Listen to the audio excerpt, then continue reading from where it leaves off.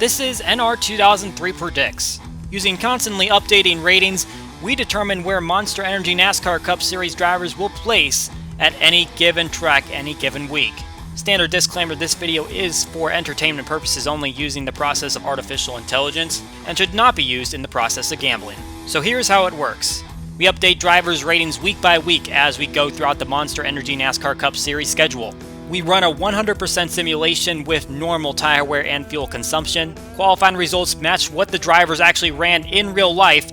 Because qualifying data can't be arranged at the same time as forcing cautions, stages will not be enforced throughout these races.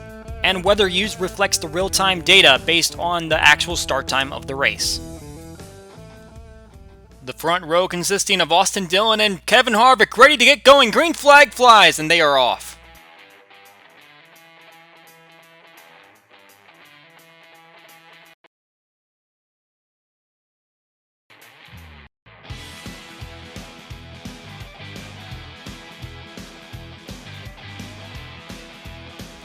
Quickly, they go 3 and maybe even 4 wide going down the backstretch. Dillon's teammate Daniel Hemrick caught on the outside as Kurt Busch fights to the inside of Dillon.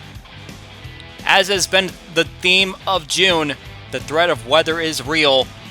So it's a cloudy day here in the Chicagoland area, Joliet, Illinois, just about an hour to the southwest of downtown Chicago. Kyle Busch, the winner of this race last season, did not have the greatest qualifying spots. You can see he's quickly picking his way back up through this field. Joe Gibbs Racing, not necessarily the best at qualifying this season, but they are one of the best at race time, as they have dominated this season along with Team Penske. Kyle Larson was the driver that fell short to Busch after their run-in at last season's race. He's trying to see what he can do to turn his season around. The All-Star winner has yet to find victory lane otherwise this season. Before Kyle Busch last year, Martin Truex Jr. was the winner of this race the past 2 seasons when they were both the the playoff opening race. Now it's been moved back to its original summer slot, and trying to see if he can find victory lane for the 5th time this season. Michael McDowell had a stellar qualifying run, and he has kept it up here for the time being.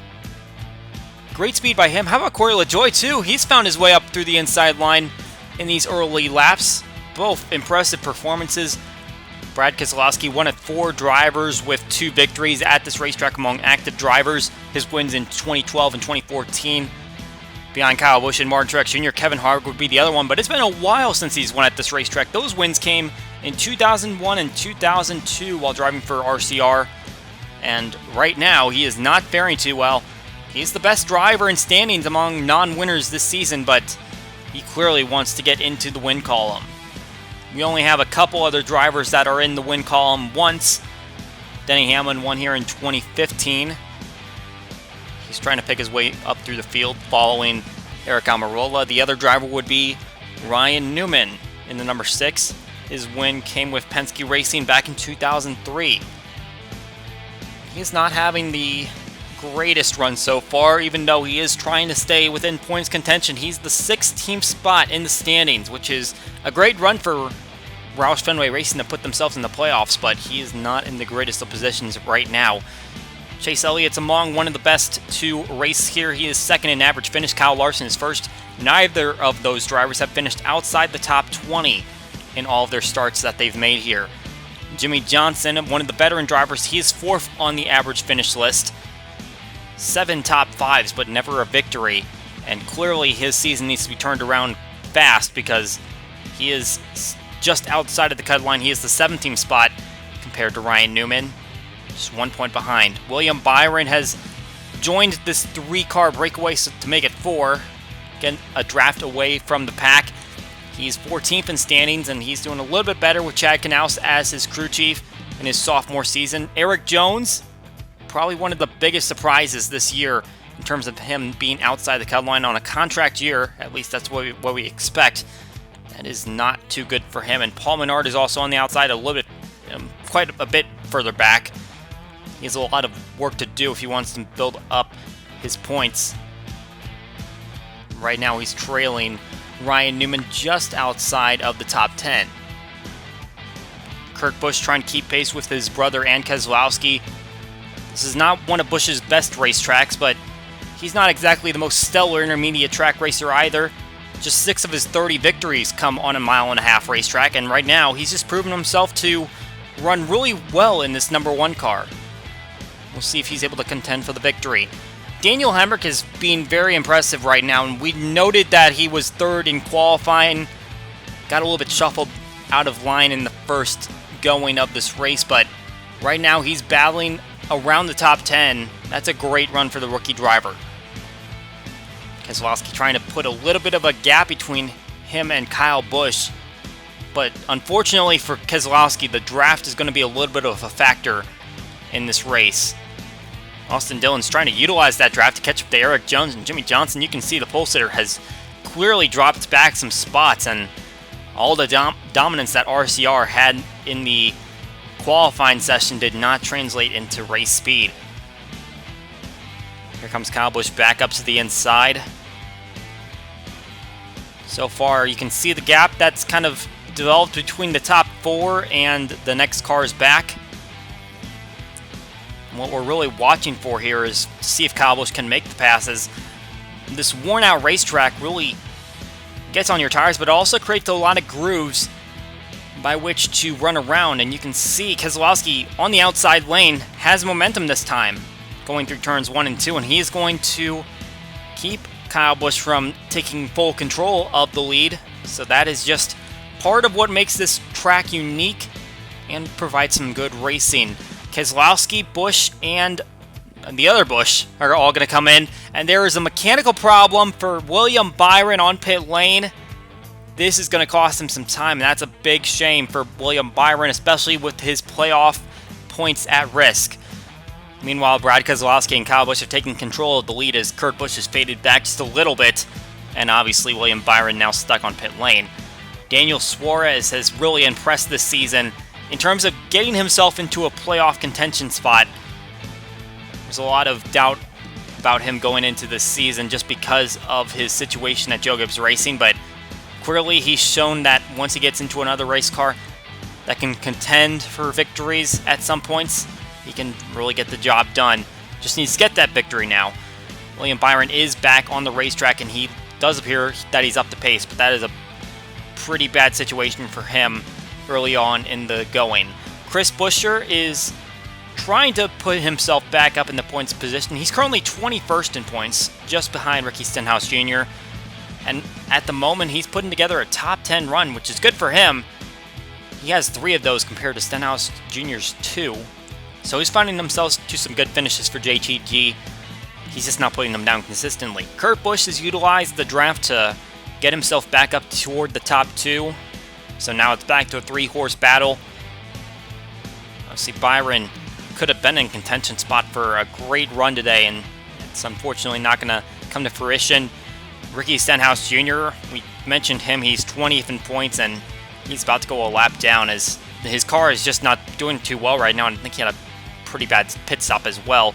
Clint Boyer also had a bad pit stop as he has faded away from anyone in front of him. He's got a few guys behind him, I believe, but just not in a good place at the moment.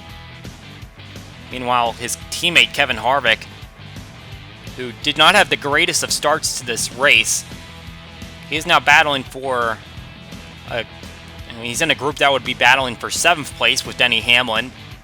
There's a group of 3 out in front, and there they are. Chase Elliott, Martin Truex Jr., and Joey Logano. So that's the 3 that are behind the front 3, and they've kind of gotten into their own group, along with a lapped car back there. I believe that's Matt Tifft. Another group of drivers that are not in the spots that they want to be in, Alex Bowman and Jimmy Johnson. Johnson's obviously in a little bit more of a tedious situation, but for Alex Bowman, he's put together some great finishes throughout the month of May that got him up to 10th place in standings at the moment. So he doesn't have too much to worry about in terms of getting into the playoffs. Meanwhile, Matt DiBenedetto, who came off a amazing 4th place finish at Sonoma, that speed did not translate over here to Chicagoland, and he is about to go a lap down at the hands of Keselowski. Michael McDowell, his speed has tapered off since he had that great start to the race. He's now back somewhere, I believe, outside of the top 15, so crashing a little bit back down to earth after that great start to the race. And Austin Dillon is caught up to his teammate. He's going the opposite direction of McDowell. He's going forward. Just kind of a boomerang effect considering he started the race on the pole. But he's gaining that ground back up. Kurt Busch is going to be the first one to hit pit lane on our second green flag stop. Still no incident cautions. Eric Almirola is going to try to stretch it the longest several laps later from Kurt Busch. And when they come back around, it's going to be pretty much the same look to the field. It's Keselowski, Kyle Busch, and Kurt Busch pushing themselves out front, and we're going to see those Hendrick teammates about to go a lap down to Keselowski. Just not the day that the 48 and the 88 were looking for, and obviously the 24 has lost his ground to a problem. Here's the battle group at the top 10 spot. You got Dillon, Buescher, Larson, and Blaney all trying to fight for their space within the top 10. Martin Truex Jr. has fallen away from the second group that contains Joey Logano and Chase Elliott. They're still just right there, but he's losing ground to them. He's going to fade back into the next group probably. Meanwhile, here comes Eric Jones, about to be passed by Keselowski. We're just seeing some of these top guys being picked off one by one. And heading down into turn number 3, Joey Logano's engine grenades, and he is going to have to drop out of this race. He was running in the 5th position and had fallen away from Chase Elliott just a little bit. And now it seems like we know what the problem was. He was about to blow up. So that's going to put Logano last on the grid today. Meanwhile, his teammate Ryan Blaney is going to have to pick up some ground. He's outside the top 10.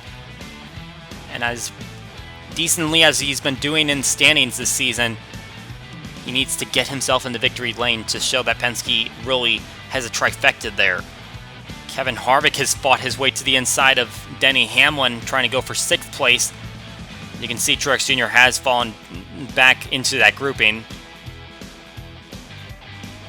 Meanwhile, where has Chase Elliott come from? He has suddenly found himself into this 3-man group and trying to make it 4.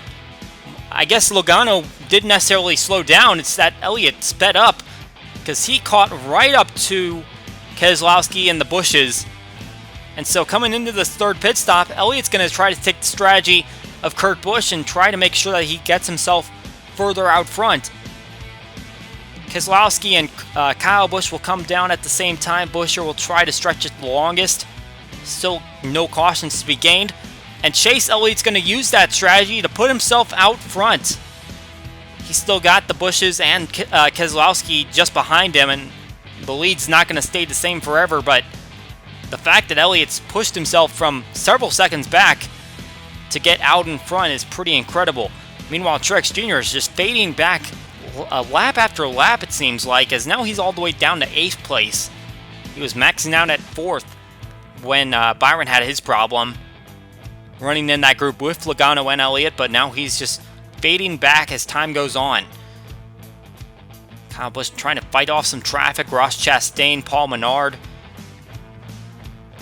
David Reagan, all these guys getting in the way of this lead battle, which now sees 3 wide coming through turn 4, and they're still 3 wide going down the front stretch.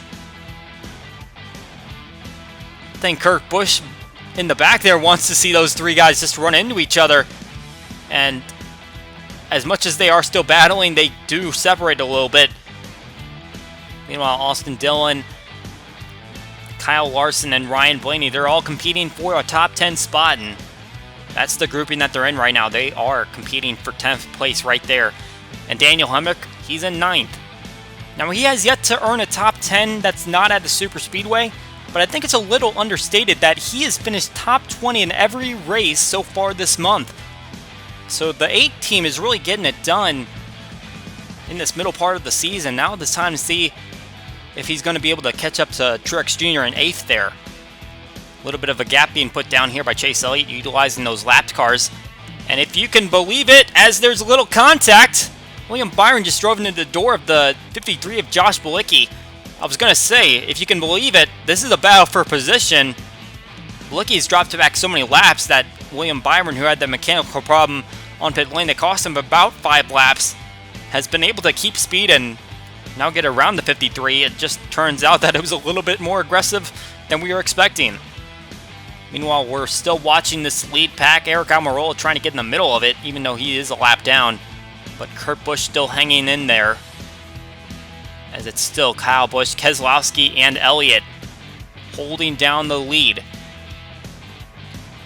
As we watch this battle with Kyle Busch and Brad Keselowski, I believe the 9 of Chase Elliott just pulled down pit lane for a scheduled green flag pit stop.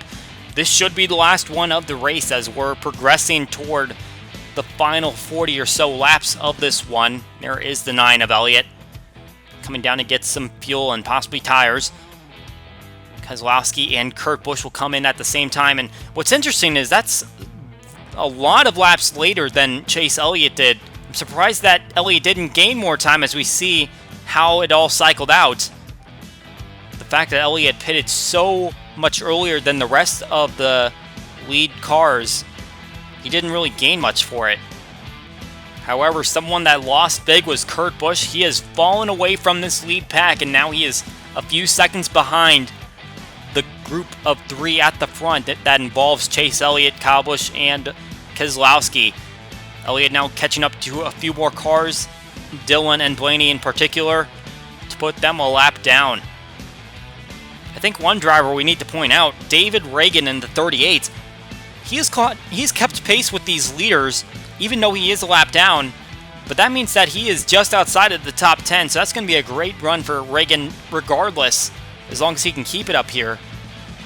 And he's still trying to fight for track space. He was just about to go up under Keselowski right there. Kyle Busch is trying to get away from the rest of these guys.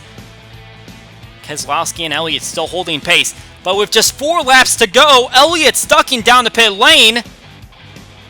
And it's possible that they didn't get enough gas in the race car. They might have been trying to keep their time down. But in turn, it looks like Kurt Busch and Daniel Suarez have done the same thing. They've not put enough gas in the car, trying to save time, and this is just absolutely wild as 3 lead lap cars make mental mistakes with pit lane issues. And we go back to the racing at the front. White flag is out. Kyle Busch has the lead, and Keselowski has Reagan in front of him. This is not going to be as close as we thought it was going to be, as the 2 car does not have enough speed to catch back up to the 18, and coming off of turn 4, it's going to be win number 5 for Kyle Busch on the season. Checkered flag here at Chicagoland.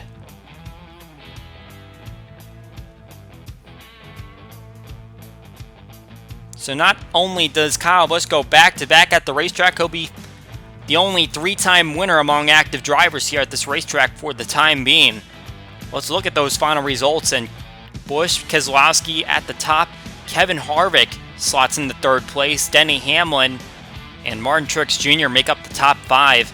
Kyle Larson, Daniel Hemrick, the only other cars to finish on the lead lap, and David Reagan, Ryan Blaney, and Paul Menard, they all just kind of lucked into a top 10 after those pit woes. Chase Elliott, Kurt Busch, Daniel Suarez all fall lap down, and they're lucky to all be within the top 20. Other notable guys, Ryan Newman trying to stay above the cut line. He'll finish just a few spots ahead of Jimmy Johnson. Clint Boyer and Eric Jones not with days that they wanted. Looking a little further back, Alex Bowman did not have a great day in 21st. Mike McDowell had speed early. He finished 22nd. Matt DiBenedetto coming off that great run at Sonoma. He'll end up in 26th place. Not exactly what he wanted to back that up with. And in the back of the field, Ricky Stenhouse Jr. had his own problems. Ends up in 31st. William Byron with problems on pit lane. 6 laps down, 36th place. And Joey Logano grenades going into turn number 3 and ends up in last place. That is it for this edition of NR2003 Predicts. We hope you enjoy the race, and we will see you all next time.